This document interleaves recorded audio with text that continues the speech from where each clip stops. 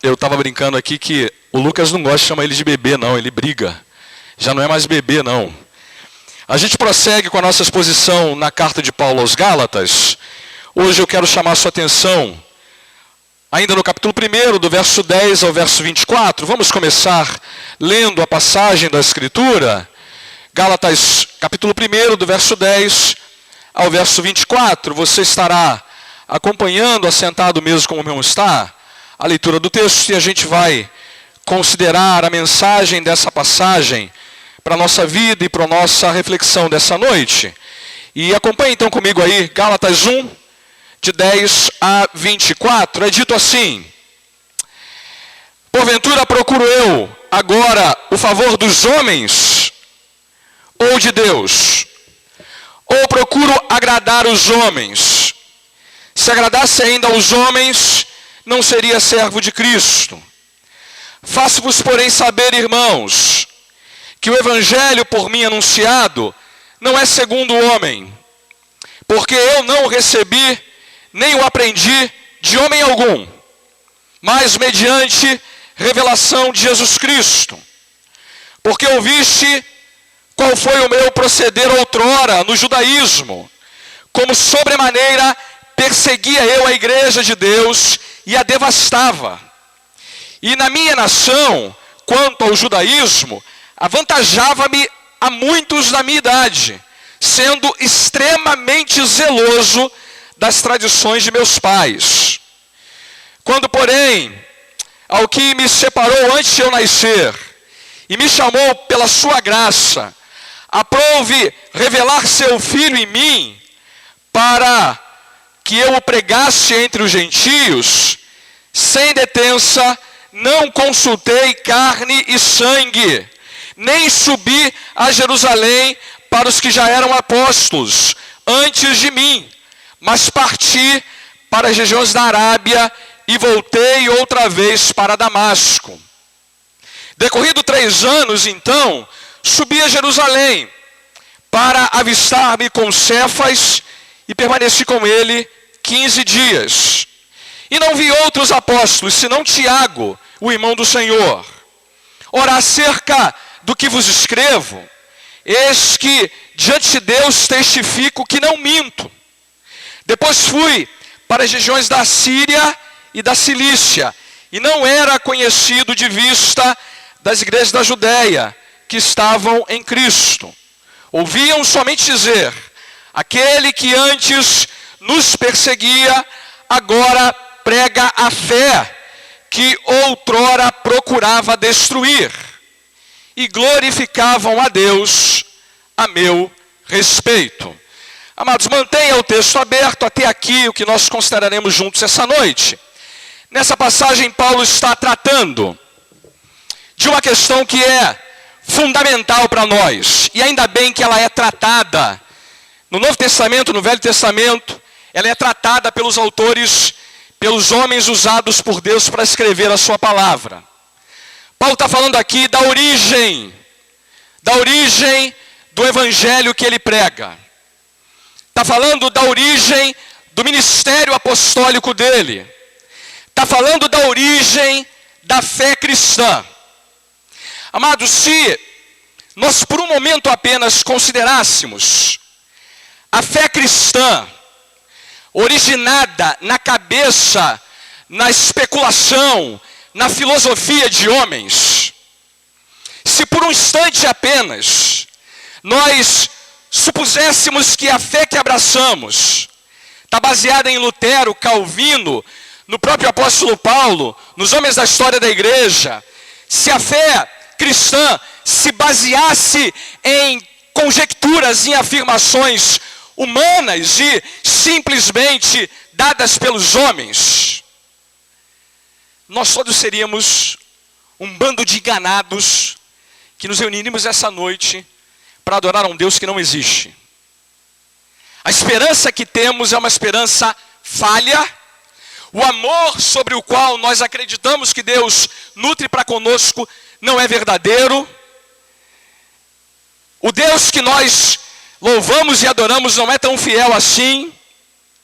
O fato é que se considerarmos a origem do evangelho como uma coisa humana, a nossa herança eterna simplesmente não existe. Mais do que isso, amados, nós somos os homens mais dignos de lástima. Somos os mais enganados de todos eles, porque não haveria a menor diferença entre a fé cristã e todas as demais religiões do mundo. Todas elas estariam no mesmo patamar, no mesmo barco, na mesma furada e na mesma enganação. Paulo sabe, amados, que precisa tratar disso com a igreja da Galácia, porque essa é uma questão de vida ou morte. De vida ou morte, literalmente. Porque a nossa vida eterna se baseia num evangelho que não foi dado pelos homens a nós, mas no evangelho que foi revelação do próprio Deus para a humanidade. Amados, isso é a origem, a base, o alicerce de tudo que nós cremos. E o evangelho não é resultado da investigação, do conhecimento, da capacidade humana. Não, ele é uma mensagem que foi revelada a nós pelo próprio Deus. E é nisso que se baseia toda a certeza, a veracidade, a legitimidade do evangelho. Paulo sabe que precisa tratar isso com a igreja da Galácia. Você há de se lembrar rapidinho comigo que Paulo enfrenta um problema sério com relação aos crentes da Galácia.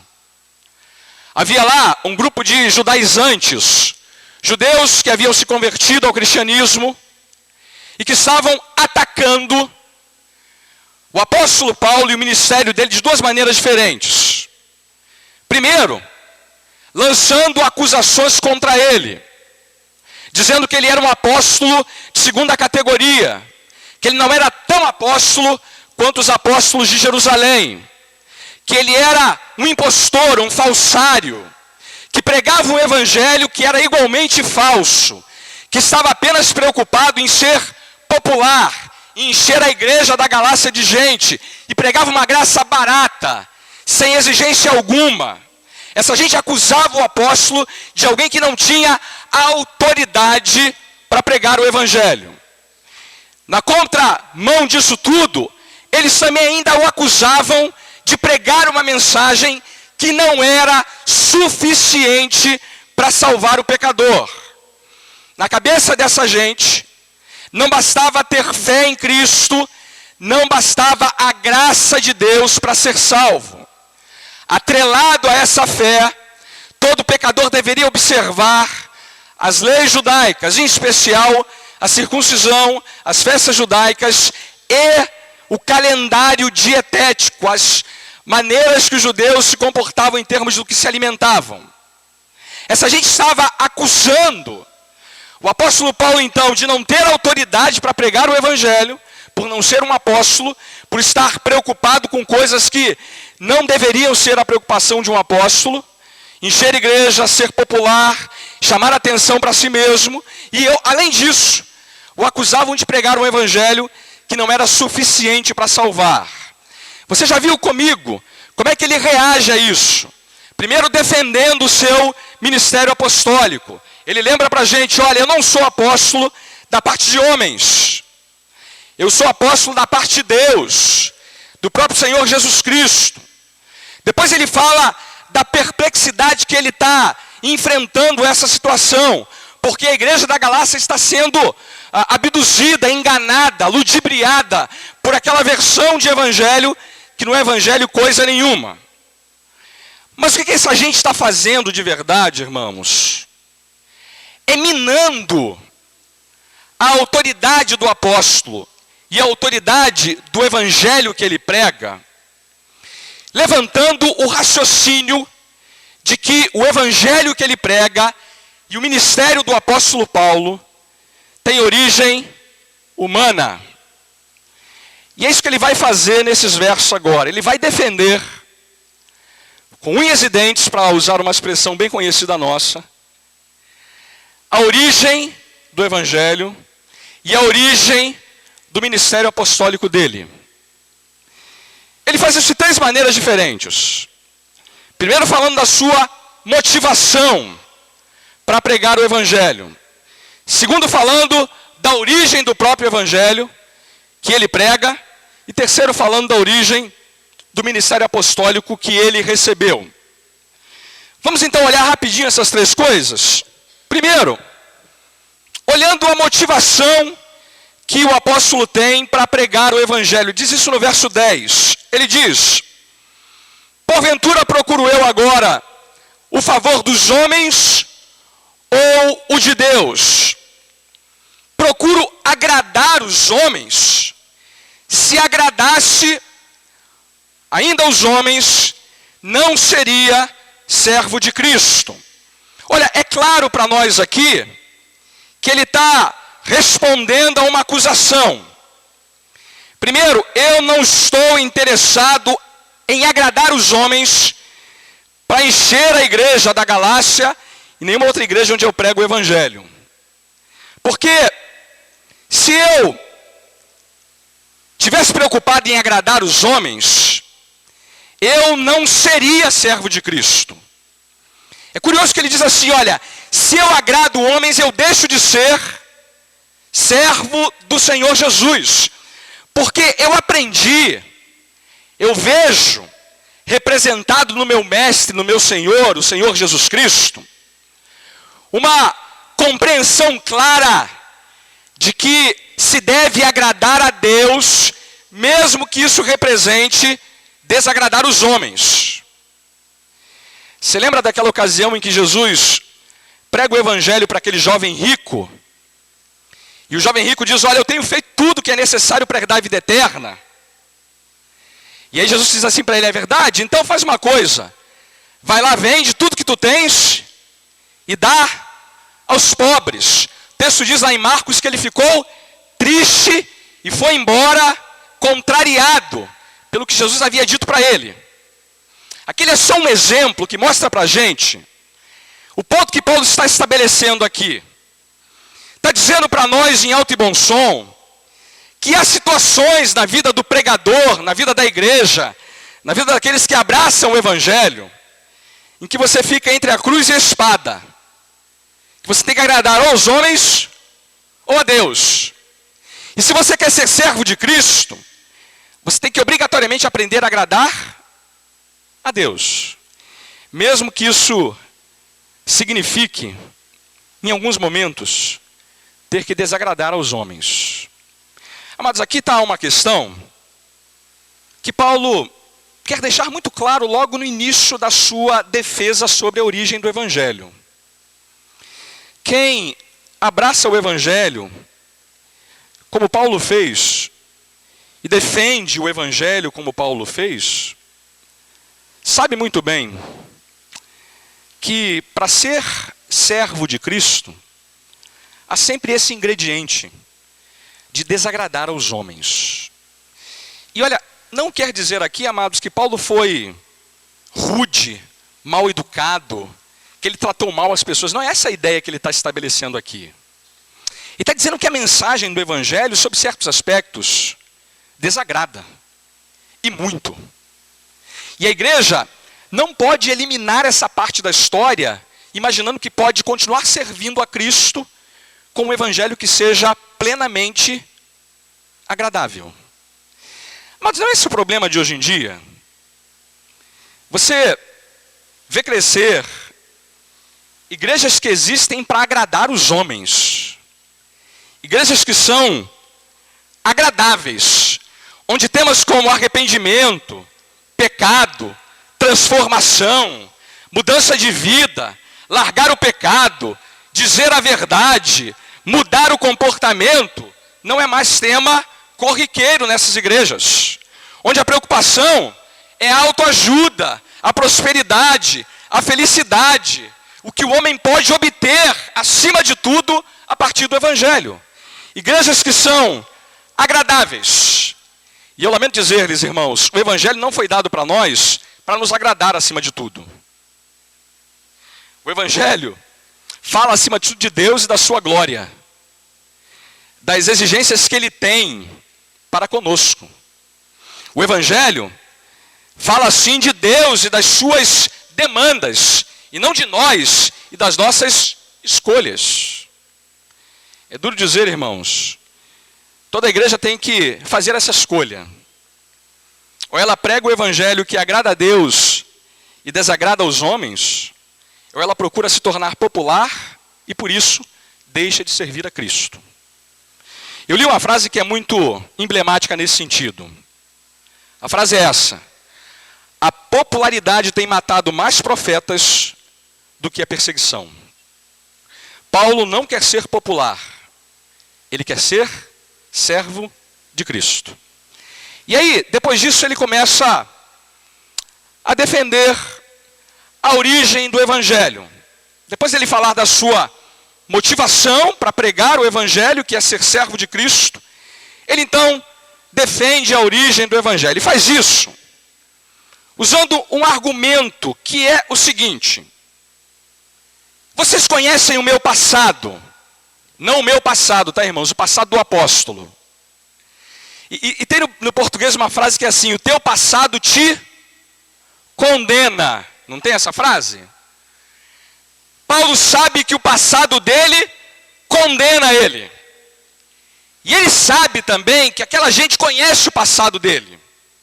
O argumento é o seguinte: com o passado que eu tenho, com a vida que eu levava e a maneira como eu vivi, é impossível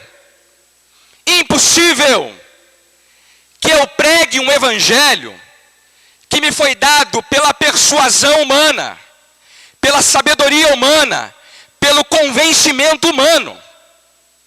Eu prego esse evangelho porque ele é a revelação que Deus fez de si mesmo a nós.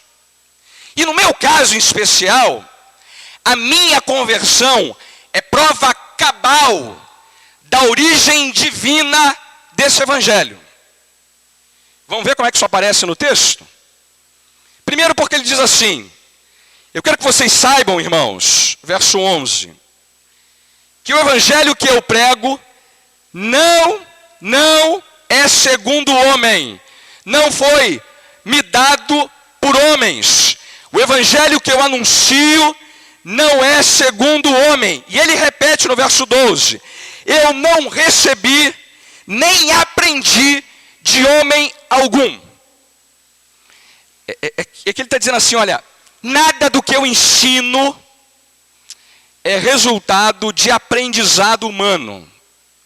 As coisas que eu recebi não me foram dadas por homem algum. Você leu comigo e ele vai dizer: ele não foi em Jerusalém pedir a bênção de nenhum dos apóstolos para pregar o evangelho. Não foi a Jerusalém para ter a aprovação deles para pregar o evangelho. Ele não vai a nenhum homem consultar a quem quer que seja para aprender o evangelho que ele anuncia. Está dizendo claramente: nada do que eu anunciei para vocês tem origem humana. Foi dado a mim por outras pessoas. Eu não aprendi de ninguém. Não fui beijar a mão de nenhum dos apóstolos. Não recebi nada da parte deles. Então como é que ele recebeu? Diz o texto: mas recebi mediante revelação de Jesus Cristo. Essa palavrinha aí é muito importante para nós, irmãos. Revelação. O cristianismo é uma fé revelada.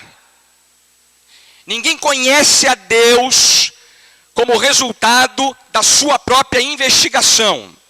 O evangelho é dado a nós por revelação. Essa palavra é muito interessante, ela merece alguma observação mais detalhada para a gente aqui essa noite. A palavra no grego é apocalipsis. Daí vem o nome do livro, Apocalipse. A palavra é revelação.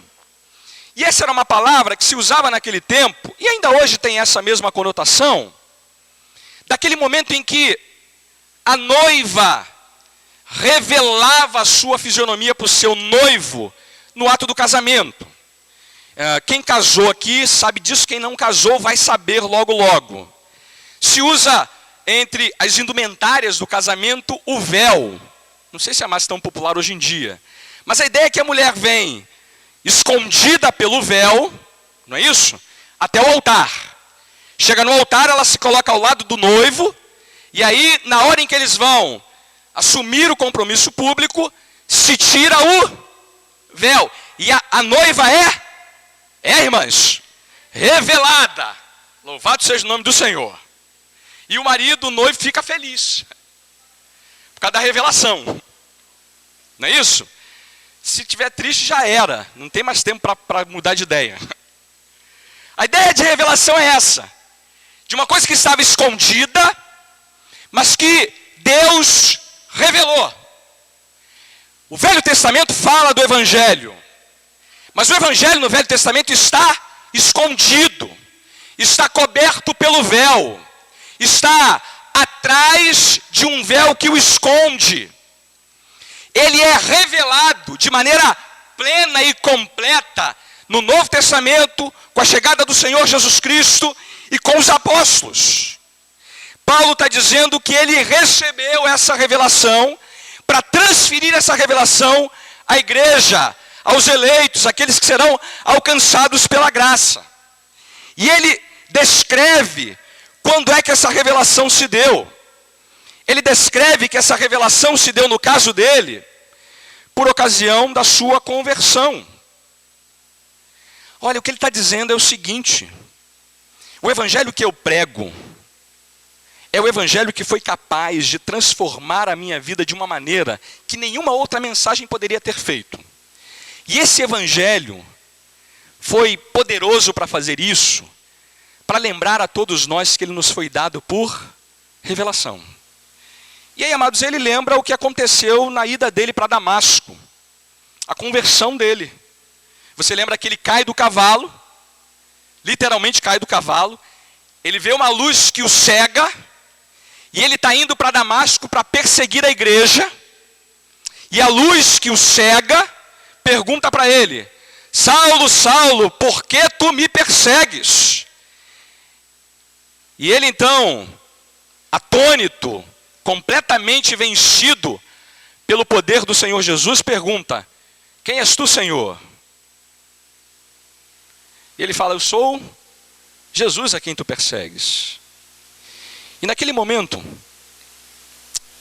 Paulo entende que tudo que ele ensinava, pregava, defendia, estava completamente errado. Porque Jesus se revelou a ele.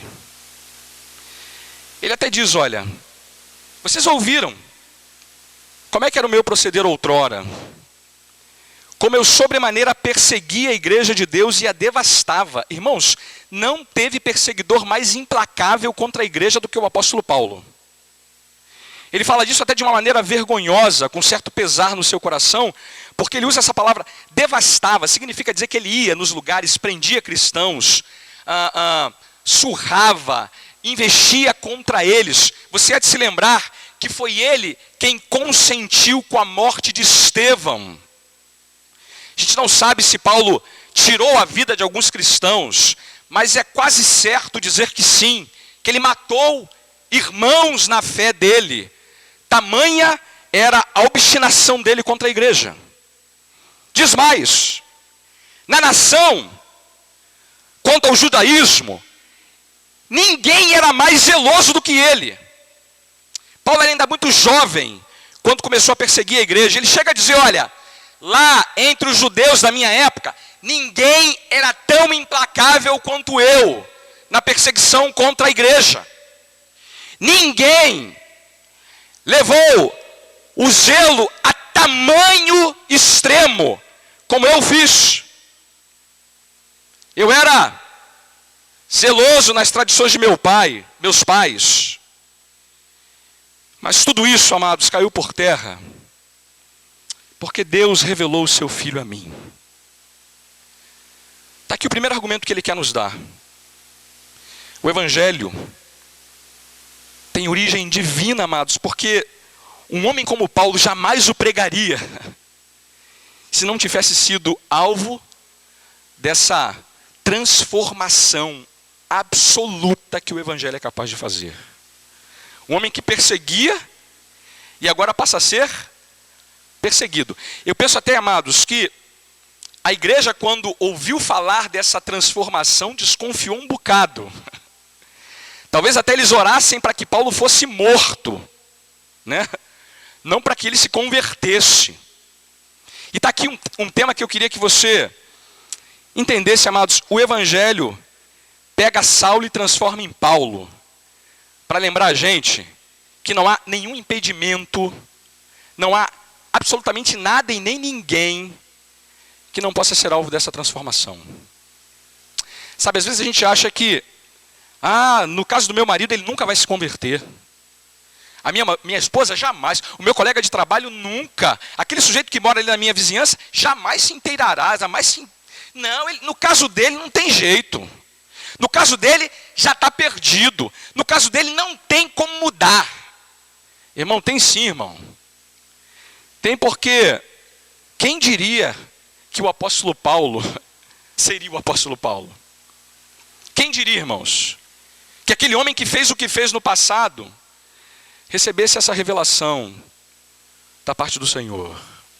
Quem diria? Então, amado, olha, deixa eu dizer uma coisa para você. Continua orando, amado. Continua nutrindo esperança em seu coração. E esteja certo que não há casos perdidos para Deus. Não há casos perdidos para Deus. Não há nada e nem ninguém que não possa ser transformado pelo poder do evangelho, como foi no caso do apóstolo. Terceira coisa que ele diz é que a origem do seu ministério é também divina. E ele, do verso 15 até o verso 24, vai falar disso.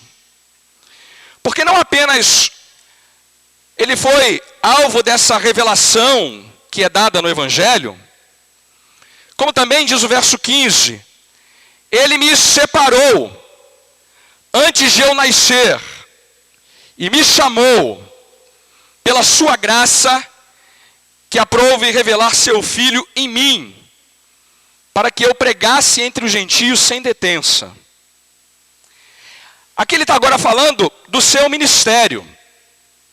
E veja, primeiro ele cita o profeta Jeremias com essa expressão: antes, porém, ao que me separou antes de eu nascer e me chamou pela sua graça. Está falando, eu fui predestinado por esse Deus, que no tempo e na história me chamou pela sua graça. E amados, é surpreendente como é que Deus predestina homens dos mais diferentes, né? Homens que talvez tivessem um passado que os condenasse. A ideia aqui que Paulo está dizendo assim, olha, Deus achou por bem me separar para ser dele, não apenas revelando a mim o seu Filho, mas também me chamando para o ministério apostólico. E o que ele vai fazer agora, amados, é defender que ele é tão apóstolo quanto os demais apóstolos de Jerusalém. E ele vai fazer isso baseado nessa frase: Deus me separou antes de eu nascer e me chamou pela sua graça. Ele sabe que também o seu ministério lhe foi dado por origem divina. E ele diz, ele revela o seu Filho em mim, mais uma vez a ideia de revelar, de tornar conhecido aquilo que estava obscuro, escondido, para que eu o pregasse entre os gentios. Você há de se lembrar, amados, que no momento em que ele é alcançado por essa graça, o Senhor Jesus já disse para ele: Paulo, você vai sofrer muito por causa do meu nome, e você vai sofrer muito para pregar o evangelho entre os gentios. Naquele momento, não só Deus revela a ele o seu Filho, como também já o separa, porque ele havia sido eleito antes mesmo de nascer para essa tarefa. E, amados, ele vai agora explicar que o evangelho que ele recebe também não lhe foi dado por homem algum. E ele completa, verso 16: sem detença, não consultei carne e sangue, nem subi a Jerusalém para os que já eram apóstolos antes de mim, mas parti para as regiões da Arábia e voltei outra vez para Damasco. E está lembrando aqui o que aconteceu com ele depois dele ter sido alcançado pela graça. Ele não vai para Jerusalém, mas ele vai para a Arábia e volta depois para Damasco. A gente não sabe até hoje o que ele foi fazer na Arábia, porque ele não dá essa informação em nenhum outro lugar. Mas ele está dizendo com isso o seguinte: eu não fui consultar os apóstolos para aprender com eles o que é o Evangelho. Eu não fui pedir a autorização dos apóstolos de Jerusalém para, a partir da autorização deles, pregar o Evangelho. Eu não aprendi o que preguei para vocês consultando carne ou sangue. E ele vai entrar ainda em alguns outros detalhes. Só depois de 3 anos, verso 18, foi que eu fui para Jerusalém. E quando eu fui lá, eu consultei, ou melhor, encontrei rapidamente Cefas, Pedro. Permaneci com ele só 15 dias, ou seja, não dá para fazer um curso relâmpago sobre o ministério apostólico em 15 dias. Eu não fiz um curso intensivo com Pedro.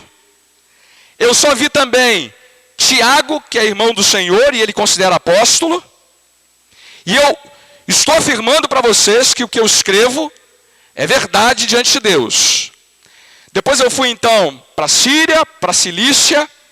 Eu não conhecia as igrejas, portanto não aprendi nada com as igrejas da Judéia. Eles nem sabiam quem eu era, porque não me reconheciam.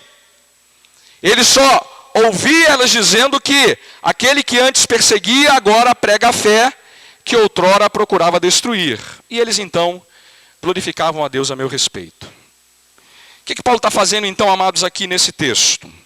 3 coisas, rapidinho. Primeiro, minha motivação não é agradar os homens, não é ser popular. Eu não quero me tornar popular, encher igrejas. Eu sou servo de Cristo e quero cumprir o meu chamado. Segundo, eu não recebi o evangelho de homem algum, não aprendi de homem nenhum, não aprendi com os apóstolos, com a igreja. Pelo contrário, o evangelho me foi dado por revelação. A prova disso é a minha conversão. As ameaças que eu alimentava contra a igreja caíram por terra, Deus me transformou e revelou a mim o seu Filho. Terceiro, eu sou tão apóstolo quanto os demais. A minha autoridade é tão verdadeira e divina quanto os demais. A minha autoridade é dada pelo próprio Cristo, como no caso dos 12 apóstolos de Jerusalém.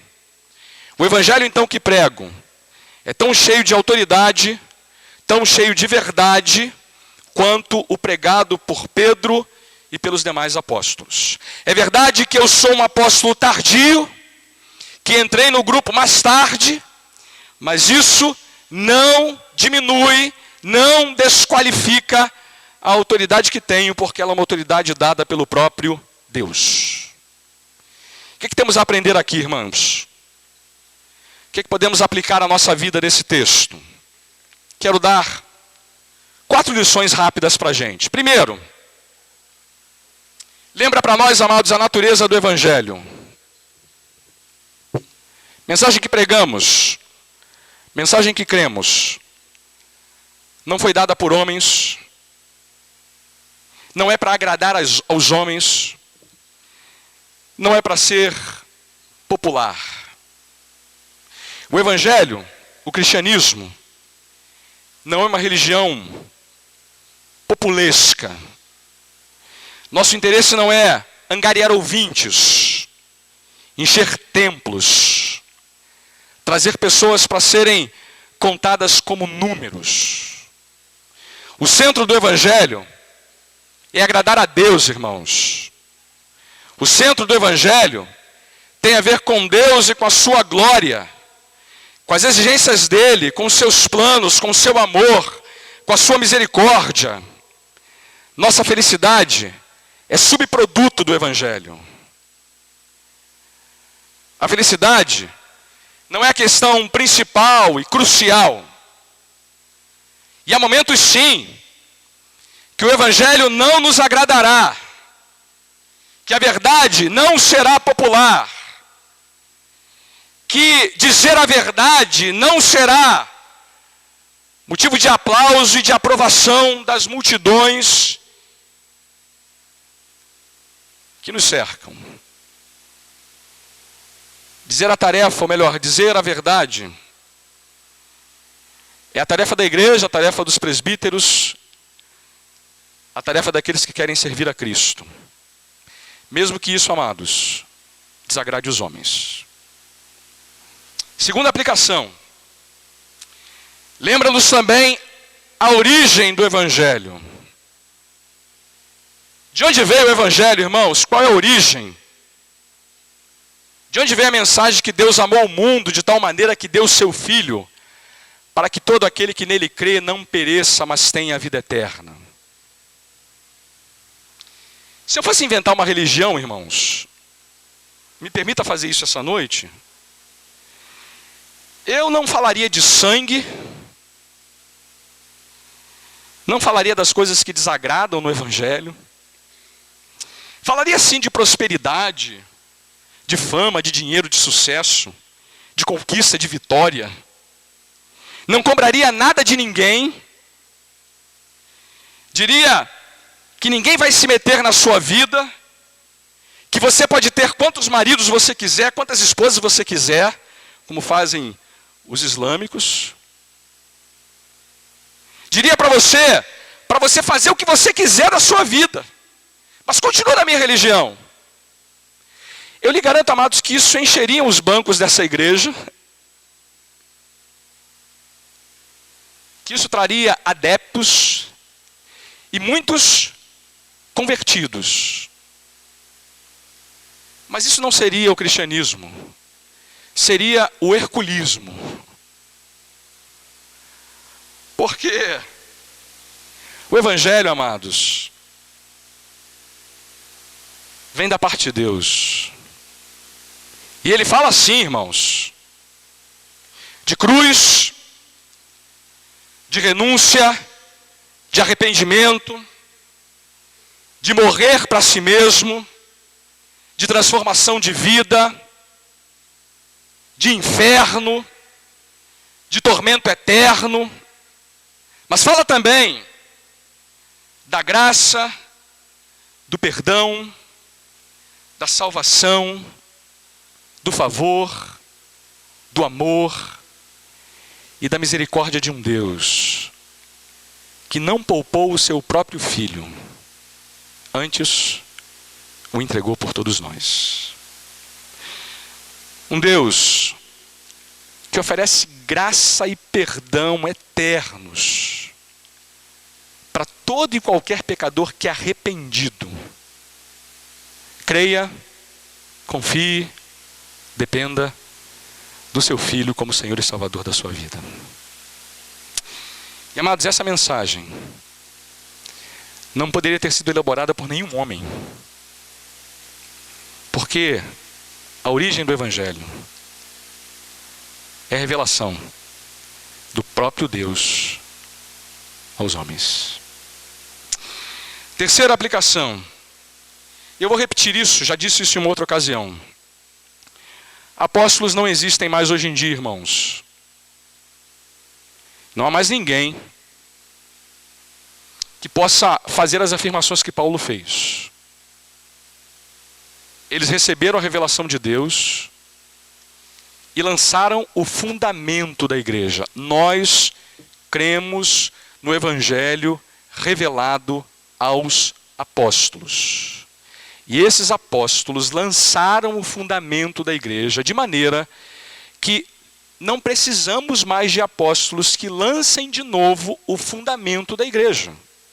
Isso é tão óbvio quanto quem constrói uma casa. Espera-se que a construção de uma casa você faça o alicerce apenas uma única vez. Esses homens lançaram o fundamento e não temos mais apóstolos hoje em dia. Então, amados, deixa eu dizer uma coisa em alto e bom som aqui para a minha congregação e para o meu rebanho. Não creiam em apóstolos. Não creiam em ninguém que diz que é apóstolo, porque essa pessoa é um mentiroso que está tentando enganá-lo. Uma vez que a gente entende que apóstolo recebeu revelação, como fez Jesus no caso do apóstolo Paulo, como fez Jesus no caso dos 12, que conviveram pessoalmente com ele, fisicamente, e que receberam da parte dele diretamente o evangelho da graça de Deus. Quarta e última aplicação. Nós não temos mais revelações como a que Paulo recebeu naquele momento que estava indo para Damasco. Quero dizer com isso o seguinte: Deus já revelou de uma vez por todas o que precisamos conhecer acerca dele. O evangelho é uma mensagem que já foi dada integralmente aos apóstolos.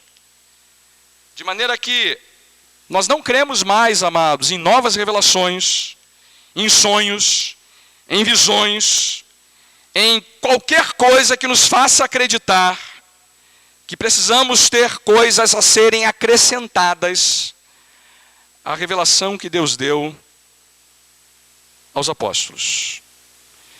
Essa revelação foi registrada em sua palavra, Deus revelou à sua igreja, e o que temos que fazer agora é aprendê-lo, é guardá-lo, é crer nele, é confiar plenamente nessa mensagem como a única que de fato pode nos dar acesso a Deus. Amados, é nisso que cremos. No evangelho revelado da parte do próprio Deus aos apóstolos. E mesmo que nós tenhamos alguma dúvida, e eu vou dizer para você uma coisa, eu tenho muitas dúvidas sobre muitas coisas na Bíblia. Eu também tenho umas certas incertezas em meu coração sobre muitas coisas na Bíblia. Mas eu tenho a completa certeza, amados, porque Deus revelou a nós, através da sua palavra, a obra bendita que Ele fez de uma vez por todas, através do seu Filho. O que cremos é que essa revelação é suficiente, plena, final, cabal, completa para a nossa salvação. Amém, irmãos? Vamos orar, vamos falar com o Senhor. Pai, louvamos o Teu nome pela Tua santa e bendita palavra. Pela origem divina do Evangelho da Graça, que revela a nós o Teu Filho e nos dá a compreensão de que Ele satisfaz plenamente as exigências que o Senhor tem para conosco enquanto pecadores. É o sangue dele que nos purifica do nosso pecado, é a morte dele que nos livra da morte eterna, é a vida dele que nos garante vida eterna ao teu lado, Senhor. E queremos nos apegar a isso de maneira plena e completa. Queremos defender, ó Deus, essa origem divina do Evangelho e ao mesmo tempo proteger o nosso coração e a nossa vida de tudo aquilo que possa nos afastar da singeleza, da simplicidade dessa mensagem. Alcança, ó Deus, com a Tua graça os nossos corações, alcança com a Tua graça o coração daqueles que ainda não conhecem o Teu Filho, e faz com que também eles entendam, por obra do Teu Santo Espírito, a revelação que o Evangelho nos faz acerca de Jesus. É a nossa oração com gratidão e em nome de Jesus. Amém, Senhor.